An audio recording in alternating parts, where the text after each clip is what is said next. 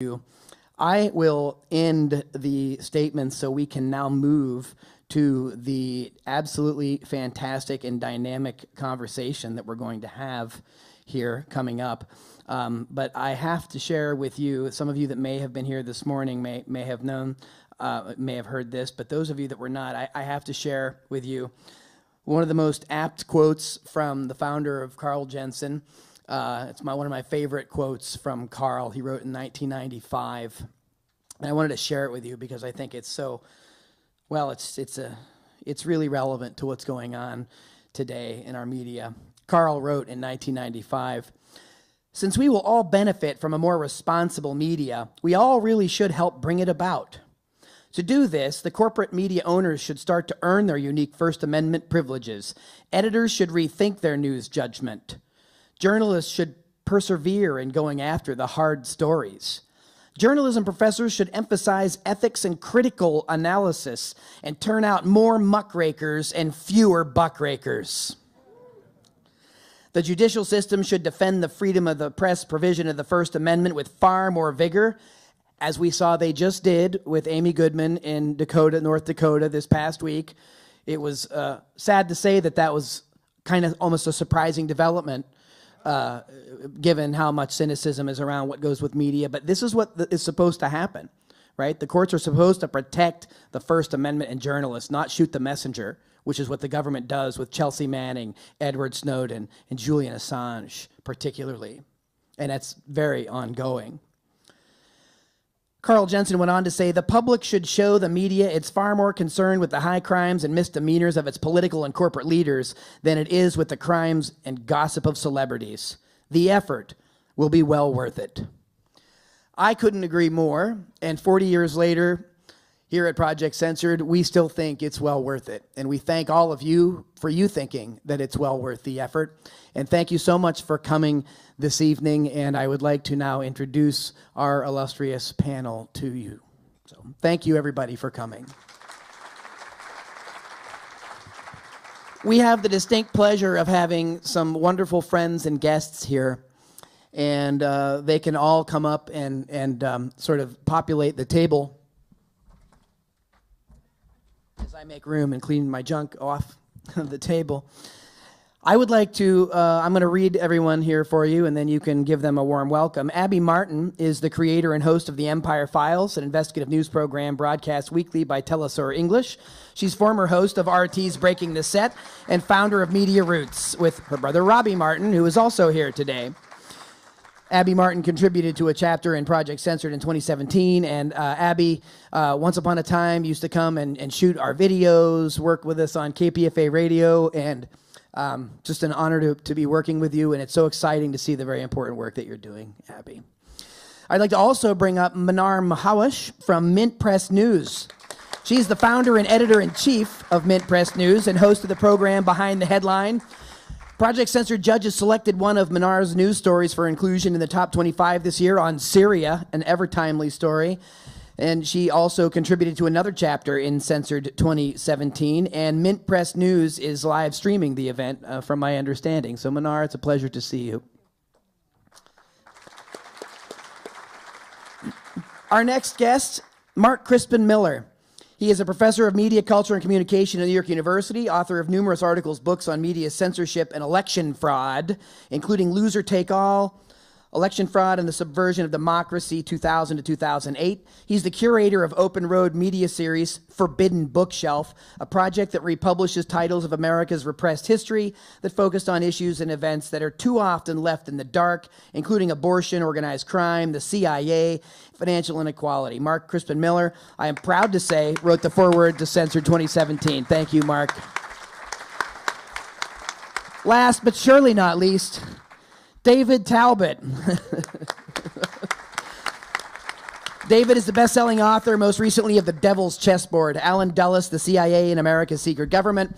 Talbot was the founding editor of Salon.com. His most recent endeavor is Hot Books, a new imprint in partnership with Skyhorse Publishing that's producing hard-hitting, muckraking titles on key issues of our time that often escape the attention of the corporate media. And it is an honor to not only know, but work with such wonderful people. And I'm going to turn things over right now to Abby Martin.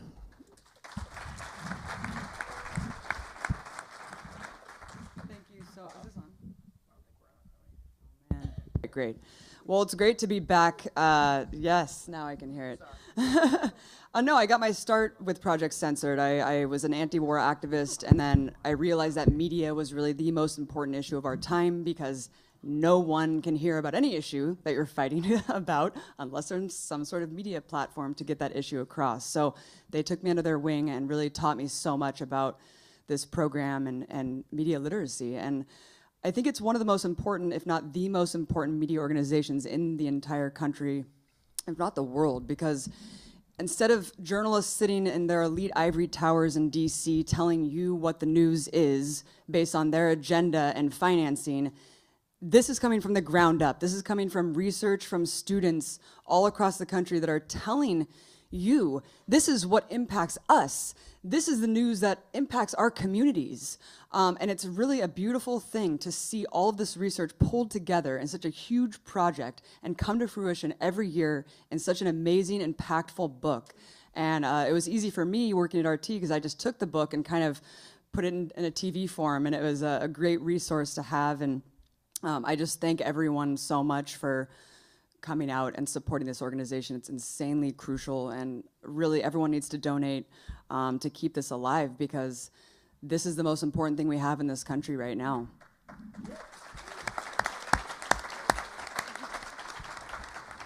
So is it just me, or have you guys heard a lot about Russia lately? So as someone who's been called a Russian agent a lot, wow, really scary times we're living in, and a lot of you grew up during the Cold War, so I know that this is not a joke. There's a lot of really intense rhetoric going on, and I wanted to start off this conversation tonight just by dissecting a little bit of it, especially coming from RT, being called a Russian state propagandist for so long, when really understanding how Russian media works, and it's a lot a lot different than it's projected, this cartoonish depiction of Putin sitting us down at a round table and telling us what to say every week. Really, I kind of steamrolled my editors and producers and was able to do a lot and pave a lot of editorial freedom. And I think it shows you that a lot of the people that we see on the news today, it's not like there's some grand conspiracy, top-down, people who've watched Outfoxed. Yes, they get notes and stuff sometimes, but really these people believe in American exceptionalism. They believe in this new Cold War reset. And it's kind of exemplified with a couple emails that I got in the last few weeks. BBC, I got an interesting email from them saying, I'm looking into links between far-left, far-right activist movements in the US and the Russian government. Slightly hazy at the moment, but I can say that I've seen some evidence of groups or people potentially being funded by the Russian government. His evidence was just that someone who worked at RT used to be into Black Lives Matter and now supports Trump. So it's these far-reaching, things that are coming from the establishment press, really reaching there, saying that Putin himself is actually directing people working within Russian media to support and promote Trump. I mean, that's batshit crazy. And then Media Matters, which I was actually surprised about. They reached out to me wanting to comment, and I was like, oh, yeah, of course I'll give you a comment on Russian media, and let's talk about it. And I was really alarmed to see that the response, kind of the same thing as BBC. Just asking you as a former RT employee, what do you think of Donald Trump's ties to Russia? How do they work together? How does Putin and Donald Trump work together? I was like, I have no idea what the hell you're talking about, and you should actually be ashamed of yourself, because I thought really highly of your organization, and I'm alarmed that you're actually coming at me with this. Then I had an interesting phone call with Samantha Bee's producer, who's this liberal bastion on Comedy Central, kind of a Democratic apologist, and also just totally fell prey to this Russian propaganda, anti-Russian propaganda rather. He called me saying he wanted to talk to me about Kremlin propaganda. I thought that it was going to be a little bit, more critical than that, not as black and white, but sure enough, it was just coming at me full force saying, tell me about the intricacies of how Putin's top-down media machine works. And I was just like, what is happening here? I mean, how is it possible that all of you actually believe that this is how it works, And I kept trying to flip the table and say, why don't you talk about your media? Like, look at the media in the US. And he came back at me. It was kind of a heated conversation, actually, for a while. arguing with this guy, but telling him, hey, you should reflect, our dysfunctional society, our inequality, and he was just like, well, in Russia, Putin tells them what to say from the top down. I was like, well, it doesn't even matter because we have, 6 corporations controlling 90% of what we see, hear, and read. And you might as well be, it's actually scarier when you have non-state media parroting the establishment, unquestioningly selling war, and just acquiescing over and over again. I mean, that to me is actually scarier. I would actually be more comfortable if it was actually U.S. state media. So we should all be asking I just think that everyone should take a step back with this rhetoric, and it's coming at us from all sides right now, and it's really scary, you guys. And take it from me, there is no conspiracy at the Russian. Pretty much everyone there supports Hillary. All right, so let's end that right there. But no, it's very unfounded. We're hearing right now that Russia is interfering with our elections. Does everyone remember in 2014 when the U.S. government squarely, actually, and I think there was some retaliation, said that North Korea hacked Sony in retaliation for the interview? Do you guys remember that? Huh. That turned out to be complete bullshit. All right, it was an insider from Sony trying to embarrass the CEOs there or whatever. Was there ever an apology? Was there ever a press conference? Was there ever anything in the establishment press saying, you know what, that wasn't North Korea, that was Sony executives, we're sorry about that? So I think that when we're hearing that Russia's hacking our elections and it's this insane detraction from, the rigging of the actual election, and we'll talk about that word and how it's been hijacked too, but I think that we should all take a step back and just remember that we've been lied to over and over and over again. And when the establishment's on a beat, we have to ask why. I wanted to turn it over to Mark first, and this is an amazing panel, by the way. Everyone, if you don't know who these people are, definitely get into their work. Mark, incredible to have you here. New York University professor, media studies, incredible inspiration to me.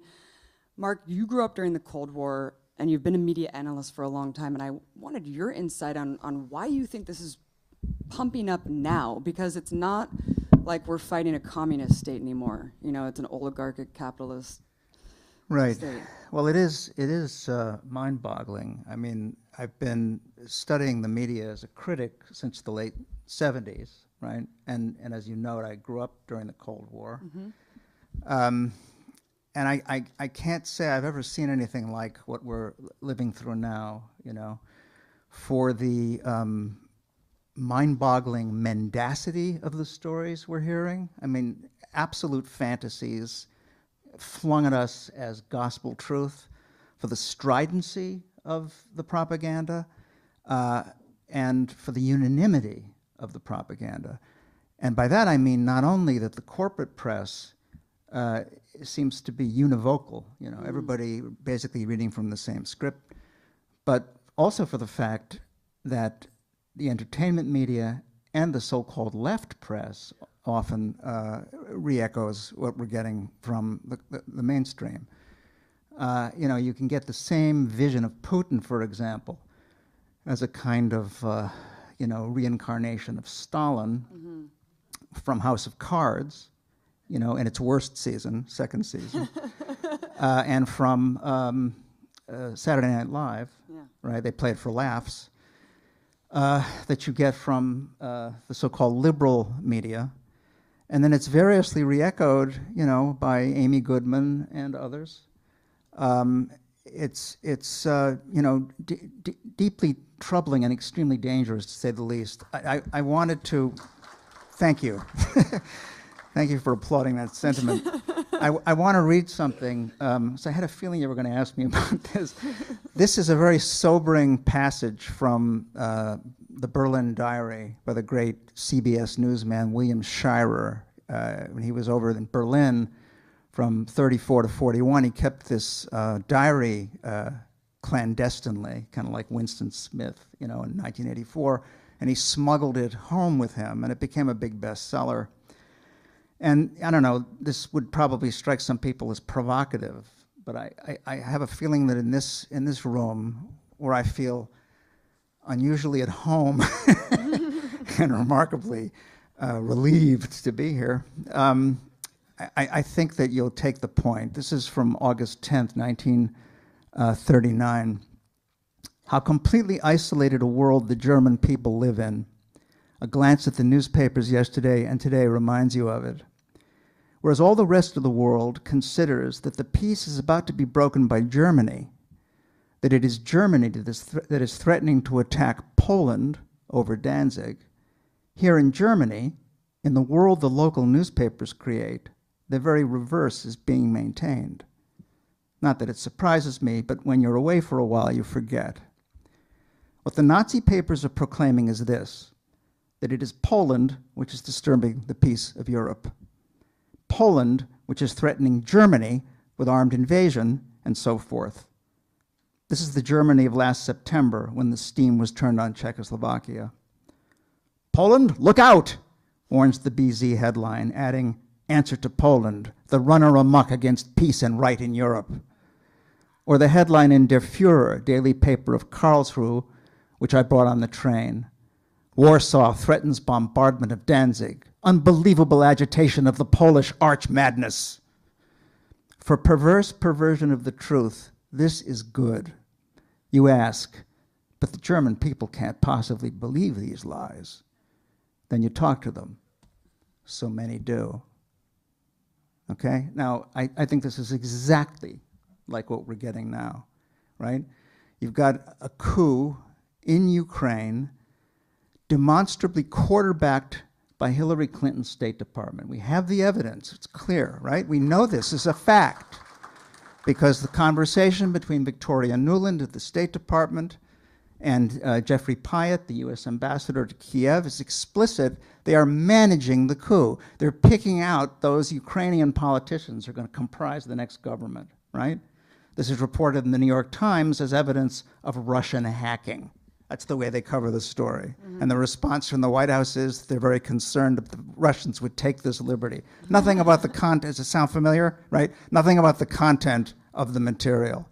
Then, a politician in Estonia, there's another hacked phone conversation, tells Catherine Ashton of the EU about the fact that many people in Ukraine believe that the massacre by snipers of people in Maidan Square was actually the work of the coup plotters, not the work of the corrupt president's police. So this wasn't even mentioned in the New York Times or anywhere else. This is explicit evidence that the United States is the aggressor in Ukraine, that we started it, that this is part of the general encirclement, right, of Russia by NATO, right? We're all over the... Nevertheless, what we get in the United States press is exactly the opposite. That, Putin is invading Ukraine. No, Putin has invaded Ukraine. There's been an invasion of Ukraine. You all remember this invasion of Ukraine, right? Big invasion of Ukraine. Evidence came forward, pictorial evidence, photographic evidence, all of it exposed outside the pages of the New York Times, etc., as fake. It was all bogus. The sky is crammed with military drones. You'd think they'd find a photograph of this invasion of Ukraine, right? Which hasn't taken place. It never happened. The same with the seizure of Crimea. I could go on. I could go on. The fact is that on the basis of decades and decades of anti-Soviet propaganda, right, which builds up in the minds of millions of Americans as a kind of sediment, on that foundation, then, the government and the press together push this new image of Putin as a dangerously expansive Soviet Russian dictator, a strong man, right? A guy who murders journalists, right? We hear this over and over and over again, and the frightening thing is that so many people, so many educated people, so many liberal Democrats, just like the biggest dullards walking around the United States in 1953, the most credulous members of Joe McCarthy's audience, there is no difference. Everybody believes it 100%. That's frightening, okay? That is an example. That's just one example of the many ways in which the problem that Project Censored deals with poses a serious threat to our welfare, right?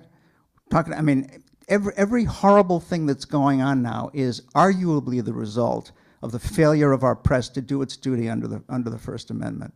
Whether it's this freak show of a presidential race, the total corruption of our voting system, whether it's the daily summary execution of American citizens by our police, whether it's the prison industrial complex that we see around us. The longest prison strike in American history has been going on for a month. It never gets any coverage whatsoever. Whether it's the ongoing public health catastrophe of the MMR vaccine, okay?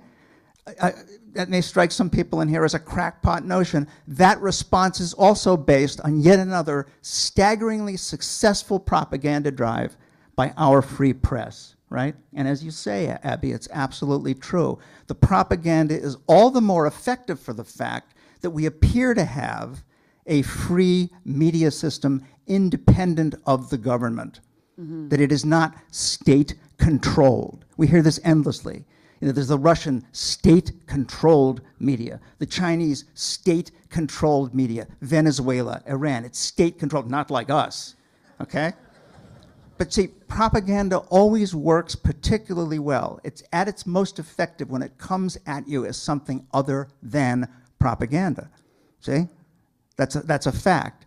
So RT, it doesn't make any secret of its connection to the Russian government. It's overt. And for that very reason, I think, its people tend to function more professionally as journalists than these abysmal hacks who work, throughout the American press, which represents itself as free, as independent, okay? Well, if that's an example of an independent press, then we're all completely, as children present, we're screwed. You know what I'm saying? We're absolutely screwed. I'm going to jump in here, and I think that I'm going to move it over to David, because, David, you've researched the CIA so extensively. What is your response when you see Hillary standing up there and, like Mark was saying, deflecting from the content of the leaks and just continuing to say, how dare Russia usurp our elections, undermine our democracy, steer this whole country? It's like, man, how many times has the CIA interfered in other countries' governments and elections? Yeah, it's the height of hypocrisy. Well, I agree with much of what has been said here. I must say, though, that I, as an independent journalist, wouldn't really like working in Putin's Russia or Ukraine either. I have a friend who runs a Ukrainian publication, and 2 of her lovers and partners have been assassinated in Ukraine. There's lots of intrigue, political intrigue and violence there. But I do believe that RT in this country plays a very useful role, because I agree with Mark that our own media system, is so heavily propagandized and corporate controlled and gets more and more carnival-like every day, that it's basically useless at this point as a vehicle for useful civic information. But I don't want to give the impression that I think other countries have more open, systems of journalism. And I would certainly also have deep problems with most countries. I think that obviously the national security state is our religion. We live in a country that's been at permanent war throughout my life. That begins to eat away, rot away at the soul of a democracy. There's no way that you can have an empire in a permanent state of war and have a viable democracy. So we're now in a situation where we have a campaign that doesn't ever discuss the elephant in the room, that we don't ever discuss peace and war anymore. When I was young, when I was the age of students here, we were in the streets all the time. We had an anti-war movement. We had media that actually was forced to cover the anti-war movement because the protests were large and very disruptive. We lost, but we won. It was complicated. But certainly today we don't have oppositional movement that way that raises the questions about, should this country still be involved in the Middle East? Should we still have boots on the ground invading Mosul? We're invading Mosul again. Don't you feel you're in Groundhog Day in this country? It's unbelievable. And yet I don't see the outrage there. And yes, partly and to a great extent, it's the fault of our media that's bought and paid for. I see people that I helped train at Salon who are now on CNN, Jake Tapper and others, and they're just part of the same tapestry, and you get to be kind of, frankly, fatalistic at some point and go, where are the conscience of these journalists? And why aren't they challenging authority more aggressively? But what it comes down to, and what it always comes down to, is like the old motto that Scoop Nisker, the great, hippie journalist from the 60s and 70s up till the current day in the Bay Area, he had this saying that he signed off with on radio: if you don't like the news, go out and make some of your own. And my feeling always as a journalist, from the time I was in high school, creating, a student journal that got me thrown out of my high school, was we've got to create our own media. Because once you go inside the belly of that beast, there's no way to do viable work for any extended period of time that challenges authority, that challenges conventional wisdom without being punished and sidelined. I was just on stage with Chris Hedges, the great Chris Hedges in Berkeley the other night. And of course, Chris was in the belly of the beast for years at the New York Times and did terrific work as a foreign correspondent and challenged Israel and challenged the State Department again and again on his reporting in the Middle East and the Balkans. But Chris ultimately did have to make a decision to leave because his life was becoming unviable at the New York Times. And so the challenge is, can we create the alternate institutions that reach people, that have an effect, that become part of the national dialogue? I started Salon for that reason, and we did for a while. I think had a run at that because we had original journalism that was running counter to the mainstream sort of narrative, and we challenged that. We paid for investigative journalism. And then what happened was Arianna Huffington business model took over. Hey, I'm not going to pay anything for anybody, and I'm going to become a millionaire. And she did. And that business model won out. And then clickbait took over instead of deep investigative journalism. And so now I look at this kind of thing that I helped create, the digital news culture, and I'm really deeply dismayed, except for pockets like us here and there, people doing the work. But to really be in the mix, you have to build a professional newsroom. You have to build a newsroom where there's journalists who are trained, who are experienced, who are capable of going out and doing the legwork and the investigative work and pulling the documents and, frankly, working with hackers. Because as Chris said, there are no leakers anymore in government. They're so closely monitored. We live in such a repressive state at this point that whistleblowers can't even do what they want to do, their patriotic duty, without being busted by the government. They're constantly being surveilled and monitored. The lid is so tight now. So we need people like Julian Assange, and this blowback against Assange is very dangerous. And how the left has bought into it and has vilified him, because he and the hacker culture is the only thing standing between us and complete ignorance about the way that power really works.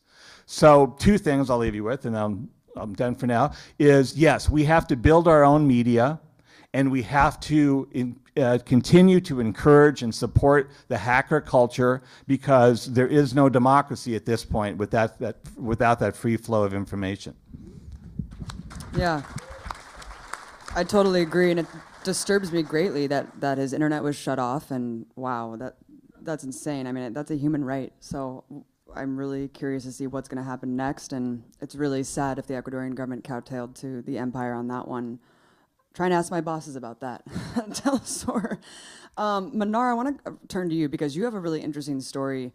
Similarly to me, you have been viciously attacked in the establishment press because you have been at the forefront of cutting through the Syrian war propaganda push.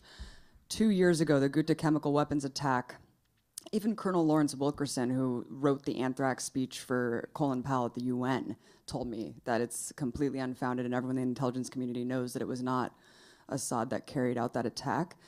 Mnar was on the front lines with that story and came under insane heat for publishing it. Mnar, first I wanted you to talk about that story and also talk about, you've been covering the propaganda since, and this is one of the hotbeds of propaganda right now, where it's extremely hard to sort through the deluge every day coming at us. So talk a little bit about what happened to you and what's been happening since in the country.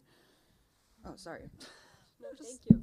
Thank you. First of all, I'd like to thank everybody for being here today, and I'm absolutely honored to be sitting among some amazing journalists here and professors and media literacy experts.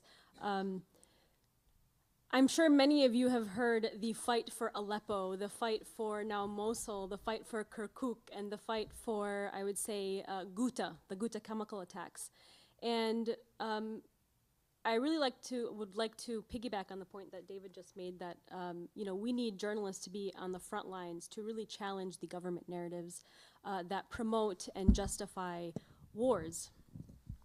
Well, Mint Press was on the front line of that propaganda to challenge the narratives of war when it came to Syria. When the Ghouta chemical weapons attack took place, we had a journalist on the ground, actually 2 journalists on the ground by the name of Dale Gavlak and Yahya Ababne. And immediately 2 days after the Obama administration had said that that Assad had crossed the red line and had committed basically a chemical weapons attack against his own people, that he was gassing his own people. Our reporters on the ground actually interviewed people, Syrians in Ghouta. They interviewed rebels themselves that were part of al-Nusra front, who were occupying many parts of Ghouta.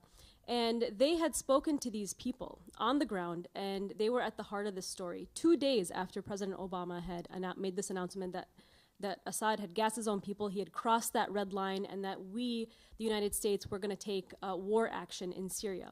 And we're ready to start airstriking to get rid of the Assad government.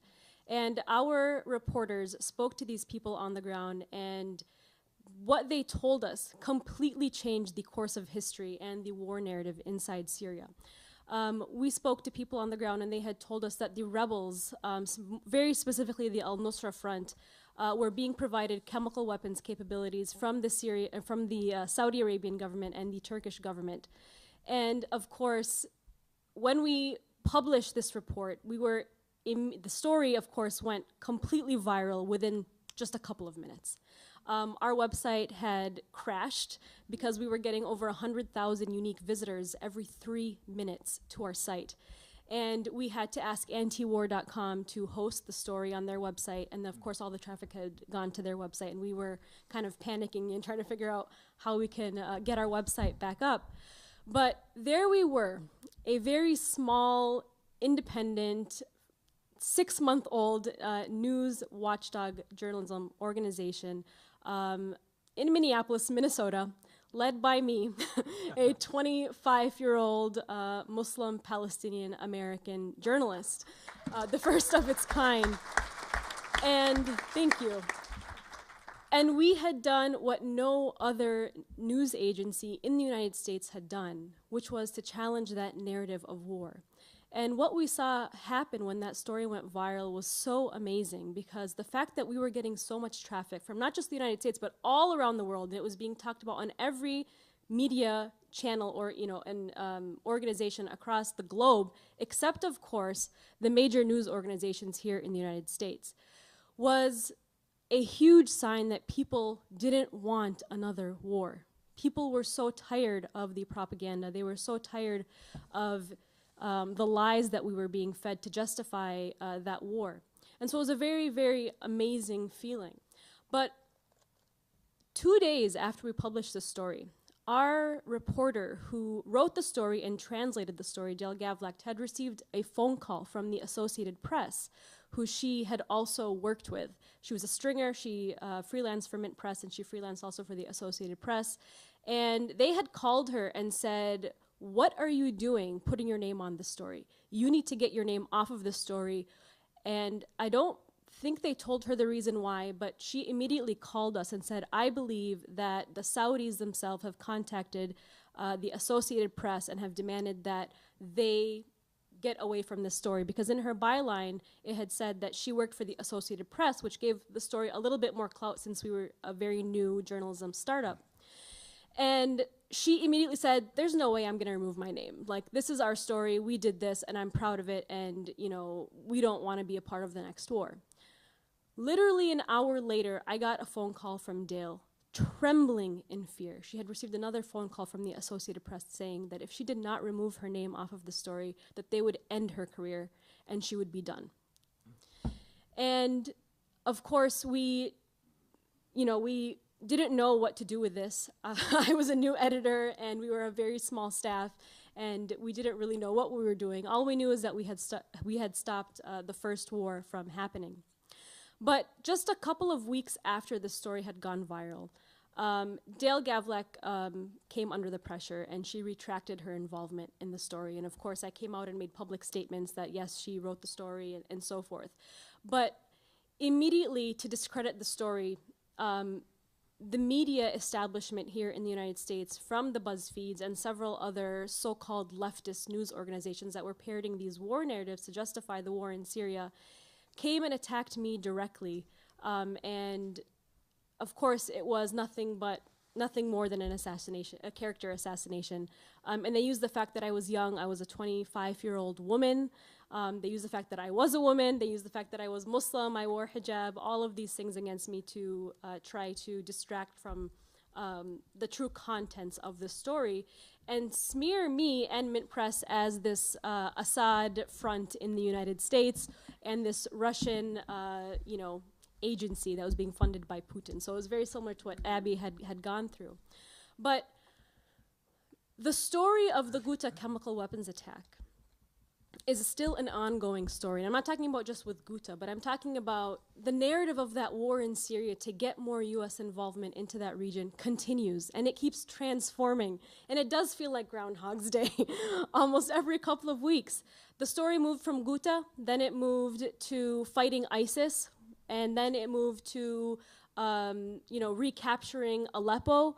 And something that we need to remember about Aleppo, which is what is so important here, is that Aleppo is not one city. Aleppo has been split up into two.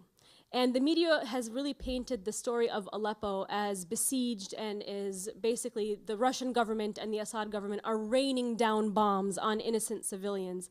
And now we have the white helmets who work very closely with al-Qaeda and al-Nusra front inside Aleppo, who are actually being funded by USAID and other British organizations to kind of control the narrative about Syria. Aleppo, the story of Aleppo that we're not being told is that eastern Aleppo is only 200,000 people. It's occupied by over about 200,000 people. The rest of the people have actually fled. They fled because al-Nusra front and al-Qaeda, who are now openly receiving funding and arms from the US government, have taken over the city and have actually besieged the city. And that's the story behind Aleppo that we've been challenging. And of course, we have been continuing to challenge the war against Syria, and these attacks by the media continue. And the more we talk about Syria, the more we are vindicated, of course, by the Hillary emails and how the CIA was on the ground in Syria, fomenting unrest there and arming rebels and creating the sectarian civil strife there. Mark, did you want to add something? Yeah, I wanted to follow up on that story about the AP's threat to professionally assassinate your colleague, and I want to use that to respond to your just point about the real physical danger that reporters are in places like Ukraine. I think it's important for us to recognize that in order to protect propaganda narratives on which a tremendous amount of money depends, the state and its enablers in the press very often will go to almost any lengths. Now, I wish I could say that in the United States, journalists are never at physical risk the way they are in places like Ukraine or Iran or other places like that. But we know from the story of Michael Hastings and many other reporters, all too many other reporters, going all the way back to Dorothy Kilgallen and Charles Horman in Chile and Danny Casolaro, Gary Webb, whose story is a little bit different, but all too similar. I mean, it can be, existentially dangerous to reporters to go too far in exposing the falseness of an important narrative. But for the most part, it doesn't work that way. It works through the use of an extremely effective propaganda meme that we'll be talking about tomorrow at the panel with the great Lance DeHaven Smith, and that is the conspiracy theory meme. If anyone dares to raise any questions about these all-important narratives on which billions of dollars depend, they are finished professionally. They will be tagged conspiracy theorists. And as I say, tomorrow we'll be talking about precisely how the CIA managed to make that happen, because the agency was actually behind the spread of that meme throughout US journalistic discourse, specifically in the late 60s, in order to protect the propaganda narrative of the Warren Commission report. It was people like Mark Lane and Edward J. Epstein were raising, questions. You write about this, about that report, completely legitimate questions that to this day are controversial in the mainstream press. The agency came up with the brilliant idea of getting its propaganda assets and friends in the media to demonstrate that these were conspiracy theorists, cranks, and that their assets should use the following 5 arguments to discredit this work. And these are arguments that are still being used today, So the problem is compounded by in other words, the problem of the state's ruthless protection of these propaganda narratives is now compounded by the fact that we have the internet, we have mid-press news, we have RT, Telesur available online, we had Salon and so on. The Intercept, exactly. Counterpunch, right? Mm-hmm. This makes the task of protecting these propaganda narratives basically impossible, And I can say, I'm not known for my cheerier sentiments, but I have to say that it is tremendously hopeful as far as I'm concerned that we now live in a media culture where it's possible instantaneously to get the other side of the story, and this has had a dramatic effect on the attitudes of young people, right? We've heard some terrific students here tonight. I can attest from my own experience in the classroom that students are noticeably less intimidated by the conspiracy theory meme than they used to be, because it's so easy now to get the truth, This, I think, in part accounts for that bizarre and often terrifying stridency with which the press is now attacking people like us. Abby knows, and some of the other people in this room know, that Vice is actually trying to get me fired from my job at NYU because of my affiliation with the 9/11 Truth Movement. This is a story I can tell at some other time. It's pretty funny, actually. Oh, that I'm going to be fired? No. Okay. That's cold. That's really cold. I don't know what I did to you to deserve that. At any rate, the point is that telling the truth is always difficult, right? Ask Socrates. It's always difficult. It's extremely difficult in conditions of empire. And it's extremely difficult in conditions of empire threatened, which is basically what we have today. Abby, can I just... Sure, Thanks. sure. I just wanted to, because I didn't fully answer your question earlier about CIA manipulation of the media. And so, yeah, this clearly continues. I wrote about it in my latest book, going back to the Cold War days, and Mark alluded to some of that. I found after the Warren Commission released its report on the JFK assassination, Alan Dulles, conveniently, the former head of the CIA who had been fired by Kennedy, was sitting on the Warren Commission. And Newsweek, the head of the Washington Bureau of Newsweek, I found correspondence in Alan Dulles' own papers at Princeton. The head of the Washington Washington Bureau of Newsweek went to Dulles and said, would you please basically vet what we're doing here when the Warren Report comes out? Will you read what we're writing about it here, the coverage, because we're under a tight deadline and we need your expert opinion. So basically they gave, before, in advance of publication, their coverage of the Warren Report to Alan Dulles, a person who had a dog in that fight, let's say, to look at. And then the guy writes to him afterwards, thank you, Mr. Dulles. We could never have done it under deadline without you basically editing and reviewing our coverage of the Warren Report. So that continues to today. I have a book that I published by the great Nicholas Scow, who's an investigative reporter who wrote about Gary Webb, in fact, in Kill the Messenger, which was made into a great movie that no one saw, strangely. It was dumped by Hollywood, Focus Features. And it's a terrific film, though, and you should all see it and read the book. But his book, his new book for Hot Books, my imprint, is called Spooked, and it goes into great detail about how the CIA continues to this day manipulate the media. The media has become even more craven in some ways now because media has been downsized. There are fewer and fewer jobs. Those jobs that still are, particularly elite jobs for the leading newspapers that have the resources to cover national security, are in big demand. And the only way that you keep those jobs is if you play ball with Langley. I mean, everyone knows that. So Nick goes into great detail. He got some national security reporters from the Times and other places to actually give him honest interviews. It's very interesting. And of course, Hollywood now is a big part of this equation. So whether it's series like Homeland or movies like Zero Dark 30, there's great and intense cooperation between Hollywood producers and the CIA and all this. And then the final response I wanted to say to another question: why is this happening now, Abby? That the new Cold War, the new hysteria about Russia. I think it's because we were allowed to remake the Middle East along the neocon lines that had been planned for years by PNAC, that group, and basically the plan for Iraq, for Afghanistan, and Libya was all put into effect. The last, bowling pin standing was Syria, and Russia got involved there. And that frustrated, the ambitions to complete the map in the sort of neocon vision that Bush and others and Cheney had in mind and continued throughout the Obama administration.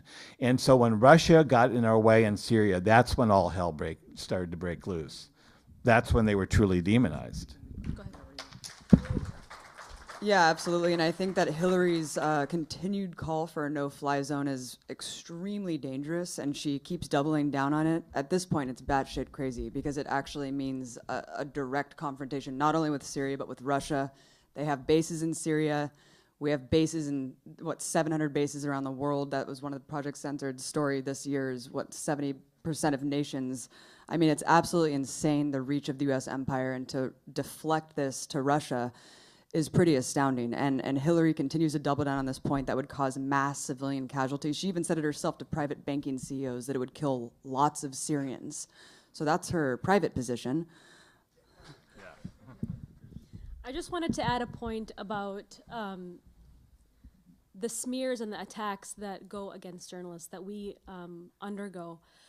Censorship doesn't just come in the form of a story not being covered. It also comes in the form of these attacks, these continuous attacks against journalists that we saw with our reporter, Dale Gavlak, with the ridiculous smears that took place against our reporter, Yahya Ababne, and the continuous caricature that has been crafted about Mint Press as this Assad agency or this Russian agency, this Iranian agency in the United States.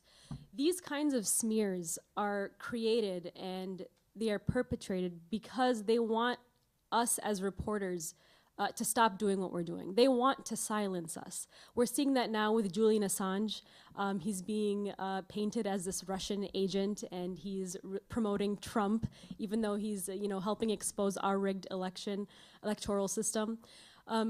So I was really, really, really excited to find out about Project Censored because for so long I had, at the time when I was first attacked by BuzzFeed, who The writer of the article, of course, is a notorious neocon who's tied to the State Department and tied to actually PNAC, Rosie Gray.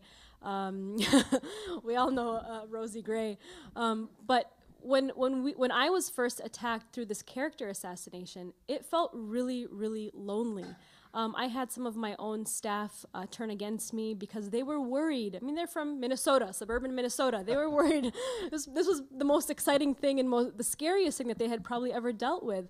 But they were worried about their reputation. And I think that for a lot of journalists who are in it for the name, who are in it for, as a career journalist, they're worried about their reputation. And so I lost a lot of friends. I had people from leftist medias email me, specifically from Occupy Wall Street and from others I won't name, who said to me, Mnar, we read those articles about you and we're just not too comfortable working with you anymore, and, just no hard feelings. And I almost want to cry because I really felt so alone for so long. And then with the constant, media propaganda that was being perpetrated against Muslims constantly, it just feels like, you don't have allies in the system. And of course, I met Abby right away, and she was really excited to share our story and hear about what we had gone through. And then through Abby, I actually met Mickey. And so I really, really am touched by everybody that's here today and by these groups of people and by what Project Censored is doing. It really, when I saw, what I had written in Project Censored, I honestly was brought to tears because for 3 years, we were continuously being smeared and attacked by the very people that we thought were on our side, and they weren't on our side. They were in journalism for the name, for the reputation. They weren't in it for the real mission. And that's why I always advocate for an alternative to the alternative media, which is what Mint Press is trying to do. So thank you so much.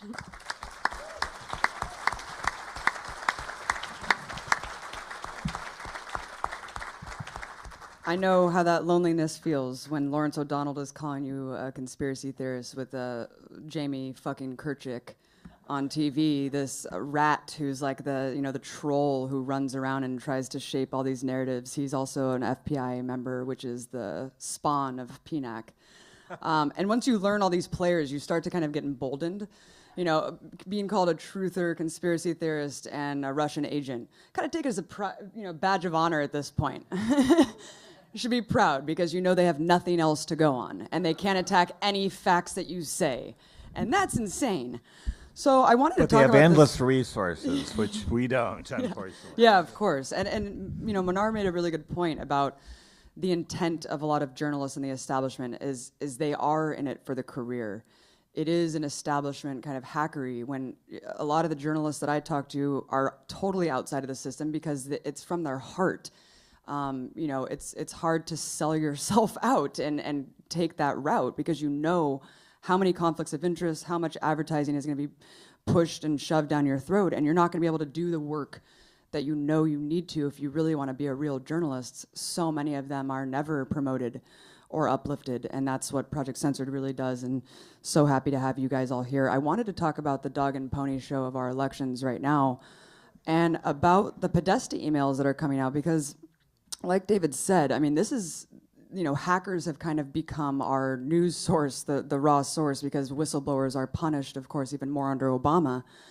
And I think it's fascinating how little, I was looking up the Podesta emails, and other than a couple people who are actually searching them themselves and posting clips on Twitter and stuff like that, it's so hard to find any progressive or leftist outlets that are covering them at all. Like literally only Breitbart and a couple other just like alt-right blogs and stuff are picking up on these. And so of course the vast majority of people are going to say, oh, I don't trust those sources, this is all biased, the leaks are fake. You have Donna Brazil actually making that audacious claim, completely unfounded. And also this rigging of the election thing, how people are mocking Trump for saying that. I think it's very funny, and Mark could speak to this because, everyone said the election was rigged this whole time. I mean, the whole system's rigged. What do you mean the election's rigged? Everything's rigged. That's why we have Trump and Clinton to choose from. So I find it really interesting that these terms You know, when pressed, all the cynical punditry sitting in their ivory towers are saying there's nothing newsworthy in these leaks. Yeah. Well, maybe for you assholes there aren't, but for us, it's shocking. I mean, this is all pay-to-play insider baseball stuff where you're finding out that people are getting questions in advance. The Clinton Foundation, they're giving favors to the Dubai king. I mean, all of this stuff is out there. And it's very shocking. I wanted to get your guys's, Mark, I wanted to talk to you about just kind of the rigging mockery, you know, especially since that's one of the stories in Project Censored is the algorithmic shaping of our views online, the Google searches, what are we actually getting? And also the voting, not the voting fraud, of course, that's a fake issue, but the election fraud. And I wanted each of you to just comment on, you know, this whole thing that Trump almost seems like he is an outsider, that he's this anti-establishment candidate because no one's covering I mean, the Clinton machine is at full force. The media is 100% on board with Clinton, and it makes him almost seem like this outsider. Well, yeah, I mean, it almost does. Of course, he's, you know, I mean, he's been an insider for much years. As a billionaire can be, yeah. Right. Well, right. And of course, you know, the Clintons asked for money from him. I mean, we know all this stuff. I mean, well, we don't all know it. A few of us know it. Their daughters are best friends, right? I mean, they're just a wonderful bunch of human beings. You know, can we just hear it for them, please? Let's just, thank you. Yes, for the Trumps, the Clintons. Yeah, really, I hope nobody ate before coming in here. Well, Trump performs a very interesting sort of service, and whether he's witting or not, who knows? It's impossible to tell, because he's such a volatile, thin-skinned sociopath. You know, it's hard to imagine him having the discipline to do a kind of deliberate thing. So whether he's been manipulated into it or not, he is performing an invaluable kind of disinformation function. We call it poisoning the well. If he says it, it has to be false, right? So he's been defined as absolutely and always lying. It's kind of the way, you know, decades of anti-Soviet propaganda represented communism. You know, communist propaganda, all propaganda was communist, and it was always false, it was always lies. Everything Trump says is false. Hillary will say after one of his extended riffs at a debate, well, everything that Donald just said is false. Well, actually, often that wasn't true. That was false because some of the things he said were false, right? But mixing them together in that way, you know, enables us all then to brush off everything he said when, in fact, he was absolutely right to say there's no evidence that Russia hacked the DNC emails. That's actually true. And Hillary's response to that was false. And when he says that the system is rigged, there is a very important grain of truth in that, because we've had several elections stolen, not by Russia, right? He's wrong in the way he thinks that it's going to be stolen, because he keeps talking about voter fraud, which is a Republican meme that goes back to 2000 and has been used to get these voter IDs laws passed in order to disenfranchise more Democrats. Nevertheless, there's a very important element of truth there, that now the entire political establishment and all the press, all the way over to the left, are all strenuously hollering is simply completely groundless, that our elections cannot be hacked or rigged. It can't happen unless Russia does it. Okay, Russia might do it. Okay, they might do it because Putin. He's going to steal our election. He's going to murder our journalists. He's going to rape our women. He's going to kill our buffalo. You know, all that stuff that Putin does, because Putin is horrible. Putin is like Hitler, as Hillary has told us, right? So the essential fact is the one that you mentioned, Abby, that there's tremendous amounts of election fraud and vote suppression that go on, that both parties allow it to happen and carry it out, and it was just used to deprive the only legitimately popular candidate in this last election season of the nomination, and that was Bernie Sanders, right? He was, without a doubt, demonstrably the people's choice. He would have wiped up the floor with Donald Trump, okay?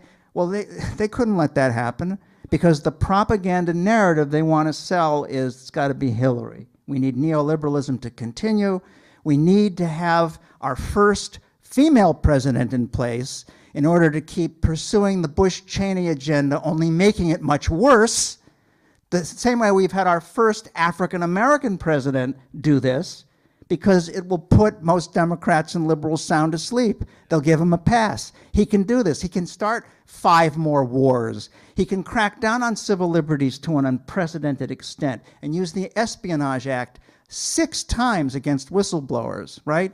And he can, get his food policy from Monsanto. Well, Michelle has the organic vegetable garden. And, he can do all this stuff. And because he is an articulate, intelligent, African-American Democrat, notionally liberal, it's okay that he does this stuff because he's not a yahoo like Bush, right?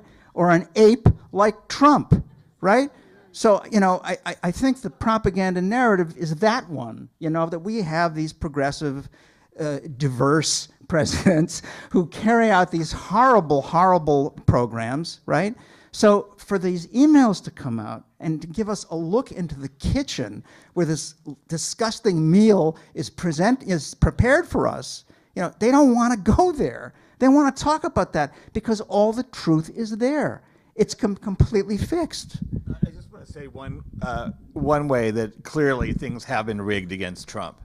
He was a ticking time bomb for, throughout the whole campaign. But they exploited that. He was a carnival act, and the ratings soared. I mean, it was great TV.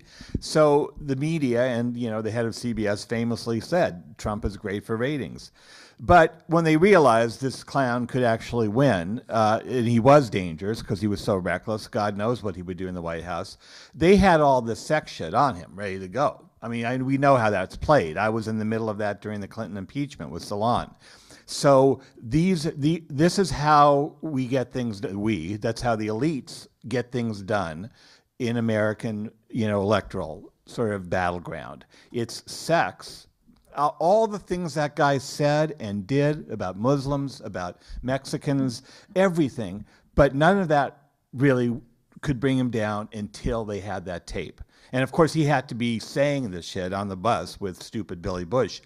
But because video is the sort of, that's it in America. It's, you live and die by the visual image.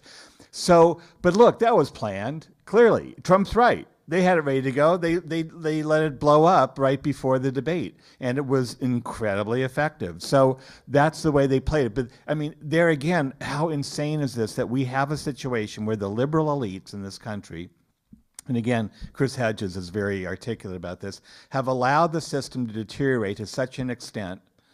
The Democratic Party has abandoned the working class, has abandoned the labor movement, has abandoned the deplorables, as Hillary affectionately called them, in this country, and has allowed a quite significant part of the American population, given how hollowed out American industry and the economy is, to fall into the hands of these dangerous charlatans. And so this guy obviously was too buffoonish to make it all the way. But think about a Trump who's more sophisticated in the future, because they're coming. They're on the way. And they'll be much more shrewd and effective next time around. And then we're really going to have to be concerned. America has now a situation where we need scapegoats, we need victims, we need what Noam Chomsky calls non-people, unpeople, to destroy, to exploit and destroy. And it's Muslims suddenly. In the last 15 years, okay, we're going to pick this part of the world. When I was young, Vietnam was suddenly going to invade our country. Gee, that didn't happen, did they? They got integrated somehow into the global economic system. Everyone's fine with Vietnam now. It's a bizarre and sick and toxic culture and system that we live under. It needs to demonize certain populations in order to give us a rationale for continuing our war machine. The war, it's no longer just the military-industrial complex. We are the military-industrial complex. Everything in American society has become militarized. When Colin Kaepernick stood up and challenged the national anthem, all hell broke loose, right?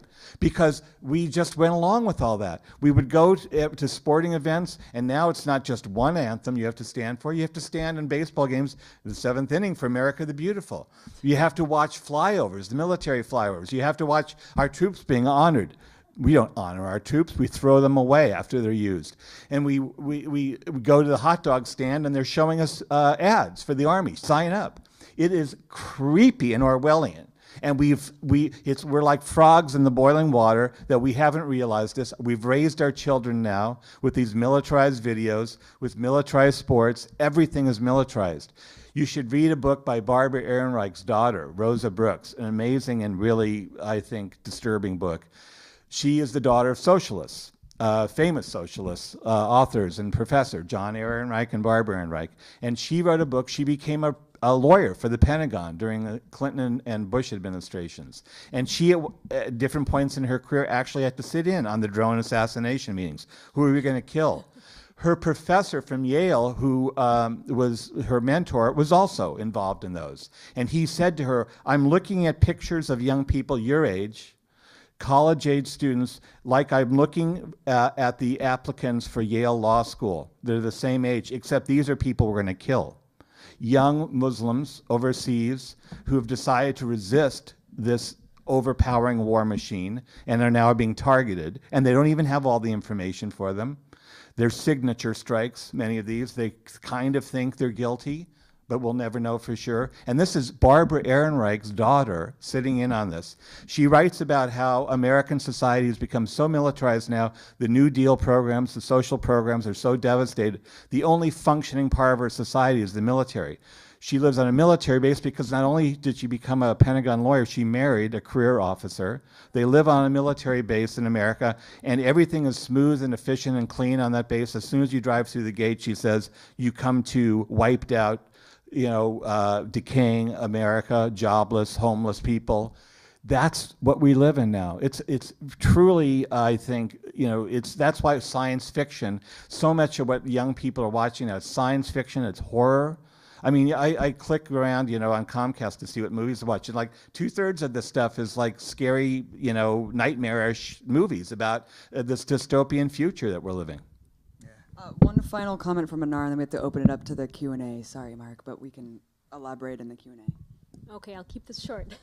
Last night, I had the honor to sit next to Elaine Wellis, who shared her story of how she basically was saved at the Kent State massacre. She was shot at, and somebody took a bullet for her. And the reason we were talking about that is because she was protesting the Vietnam War. And we were discussing where in the hell is the anti-war movement today?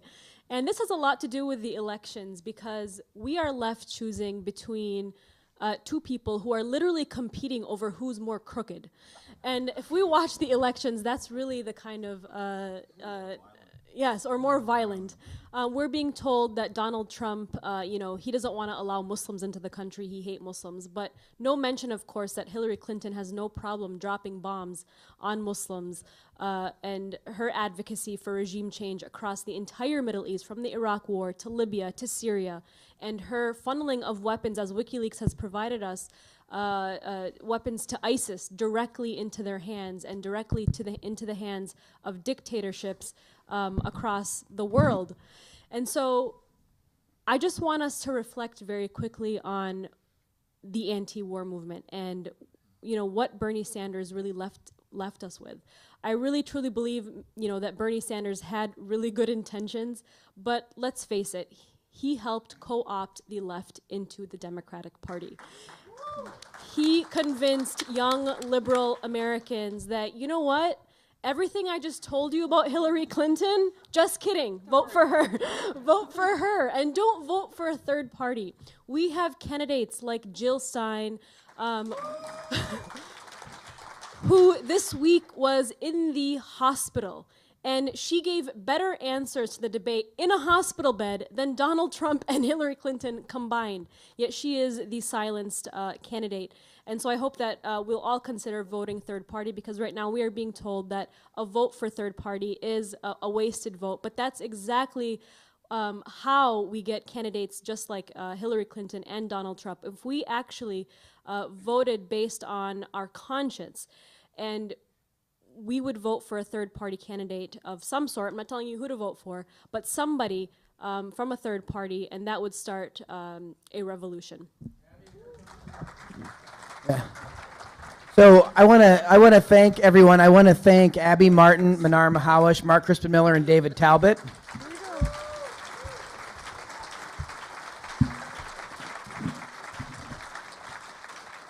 And what just happened in the last hour or so? Just imagine if that was on the nightly news broadcast. Just imagine if that was on repeat over at CNN, right? Well, just imagine, because it's direct and deliberate that it is not on those channels. It's not an accident, and it's not news judgment. If it is, it's terribly poor news judgment, right? And so these folks are doing a lot of amazing work. So we're going to do a Q&A right now. It's going to be, we have about 20 minutes, maybe max, because we do have to clear out of here, and the university folks that are working, a lot of student workers, they have to clean up and get out of here.